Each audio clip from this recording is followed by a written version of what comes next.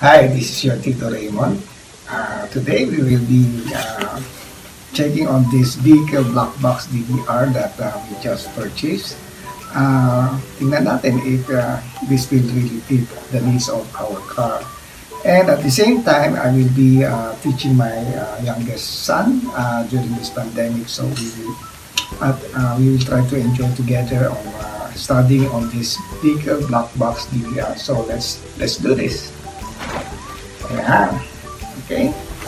So there's nothing fancy about this vehicle black box. So when this was ordered online, ang number one criteria is the number of likes, I think. No? But we will check on the specifications if this will really meet our needs. So ang nakalagay dito, no, yung mga specs niya, nothing fancy on this. Full HD, ayan, yung makailangan naman natin yung wide angle lens, motion detector, 32 gigabytes na memory ng capability niya. So not so bad. Okay, so let's open this box. Meron siyang itong mirror.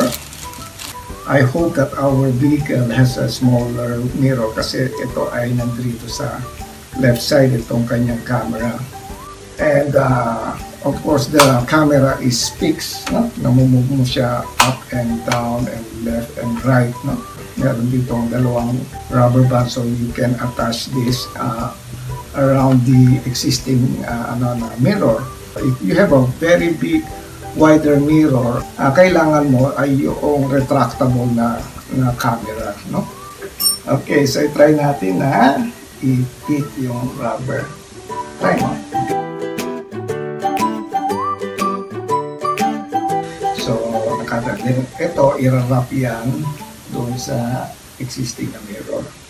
Okay. Anong naka-provide din dito is ito yung power supply, no, na nakalagay sa cigarette lighter. Okay. Actually, ito yung main. Then you have an SD memory card. Actually, I inserted this a while ago. If you want to take it out, just press. No? I-press nyo lang yon, so you can take it out. Okay? So, meron siyang rear view camera. Ito yung naka-install sa likod so you can see. Mahabang wire yan. Tomorrow, titignan natin kung paano natin ilalagay yung wires. Okay? Pero ito, once na kinabit mo yung wires, ito, you will also plug it dito. No? So, obviously, there are only one remaining slot over here. So, dito natin ipa-plug yun. No? Okay? Ang pag-a-attach nito, look, may slot yan. Like a key. No? So, hindi pwedeng basta mo na lang insert to dahil masisira mo yung pin.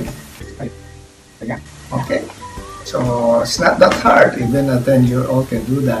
So, it is also provided with screws and tape. No? So, we will try to study the settings. So, you just turn the power on. Ayan, meron ng power, no? At kita mo yung ating front camera at ayun, naka-insert yung ating rear camera. Okay? We bought this online for less than 900 pesos. So it's very cheap, no? The performance remains to be seen, but as it is, medyo okay naman yung kanyang night vision, G-sensor, motion detector. You know what G-sensor is? Yung G-sensor, yan yung mga sudden movements, no? Earthquake or mga crash, no? Full HD, no? And I like this 32 gigabyte na memory. Yung iba kasi medyo maliit lang siya. We'll be back. Eva? Okay, we discussed this last night with my son kung paano yung specifications ng dashcam. So today, tingnan natin kung paano i-install itong dashcam. Okay? So ito yung ibig sabihin, we have a smaller mirror, no? So okay lang ito ngayon. This is fit for this purpose kasi since this is smaller, so pwede nating ilagay ito and wrap it around. Okay? So makikita ninyo the camera is protruding here, and at the same time nako-cover ng buong mirror itong existing na rear view mirror natin. Okay, so this is a good fit, no?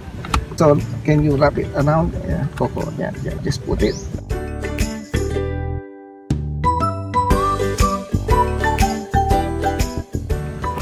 Then, i-plug muna natin so that we can see kung paano natin install.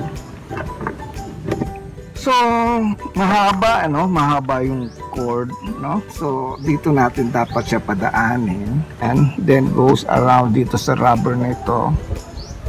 And then, under here. So, I think the wire is long enough, no? Para magawa natin yan. So we cannot install it right now kasi we have to be very careful na hindi natin ma-damage dito. So we need a prying tool to pry this down. Let's not use a screwdriver kasi magagasgas natin yung mga sidings, itong mga plastics na ito, no? So let's go to the back. It seems mahaba yung ating wire, no? So we can install the camera somewhere here, no? There are two ways kasi pwede naman dito. So, pwede doon, padadaanin natin din dito on this side here. So, dito sa tuktok, then dito natin siya padadaanin. Then, we can put the camera somewhere here. Or, ang isang nakikita natin, since mahaba pa siya, pwede siyang pumunta dito sa ating plate. So, yun yung nakikita natin. Pwede kasi siyang nandito. This is one way. Mahaba naman itong wire para mapadaan natin either dito or dito. Okay? So, tanong, para saan tong red wire? Kasi itong camera, kailangan ikabit natin itong red wire doon sa pag nagba-back up tayo. Tapos, i-connect natin to doon sa reverse na connection. So that once na ni-reverse mo yan, ma-activate yung rear view camera. What have you learned today? The purpose of the red one. Para sa pag-backup. Reverse. Mention don't use Sharp tools. Don't use sharp tools para hindi natin sira. Okay, so nandito kami uli ni Coco. So ngayon naman we will do the wiring. Wala tayong prying tool pero meron tayong improvised na tool. Ito ang sinaunang pangkamot. I will share to you na kahit na si Coco can do this wiring. Okay, so let's do this. So ang una nating ipapasok kasi itong dalawang wire na yan should go here, no? Because it should go inside dito, no? Tapos itong wire na ito papunta doon sa rear. Ito naman papunta sa ating cigarette lighter. Pero to do that, kailangan tanggalin mo ito. Ito.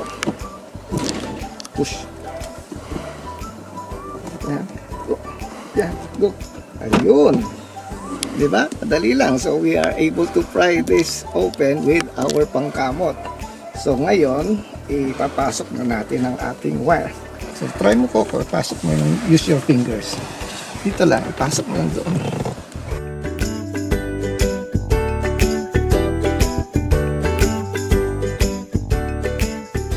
Then, ito ngayon, nakapasok na dito. So ipapasok natin siya dito sa loob. Okay? Ayan. So naipasok na natin yung ating wires ng camera. Then ito later dito. So since ano na siya, okay na tayo dyan, then let's close this. Ito.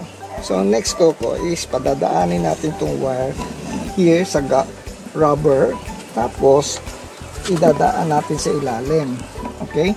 Hindi natin ilalagay sa dashboard yung wire kasi we might trigger something like mayroon pa namang airbags to. So nakikita nating root ay dito sa ilalim ng mat. Yan. Ibuka mo lang yan. Yan.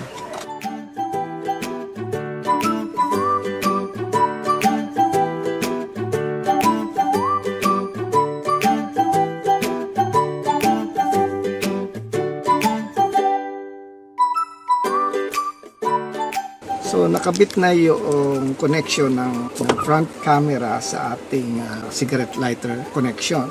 So ang next is i-connect natin yung sa rear. Kanina sinimulan na ni Coco dito. So na-insert niya na yung wire dito. Connect natin ito all throughout dun sa dulo papunta sa rear camera. Okay?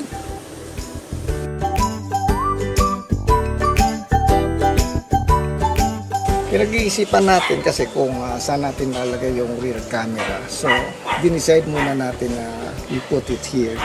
Kung lalagay kasi natin dito sa labas, sa plate, baka due to the weather, pag umuulan at saka pwede kasi ding merong makakita and they will cut it, no? Hindi natin sigurado kung talagang weather ito.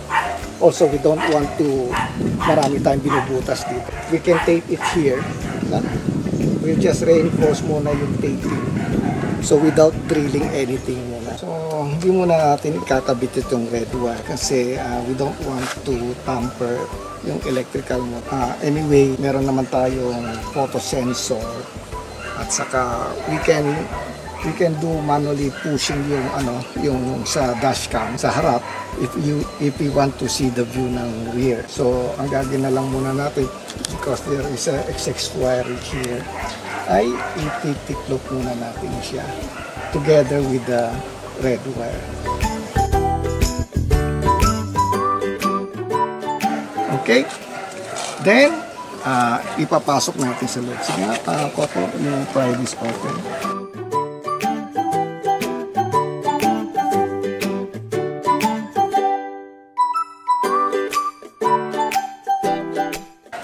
Itong part lang nito, hindi siya maganda, no? We will still observe itong performance pa ng dashcam. So, we don't want to make anything permanent here. So, let's try it. Diba? Testing natin. Okay?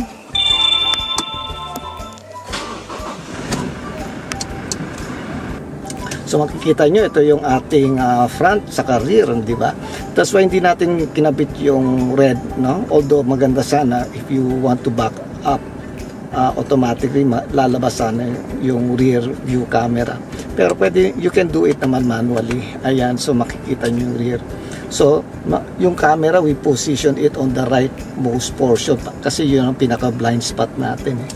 Okay, so let's try it moving around, no?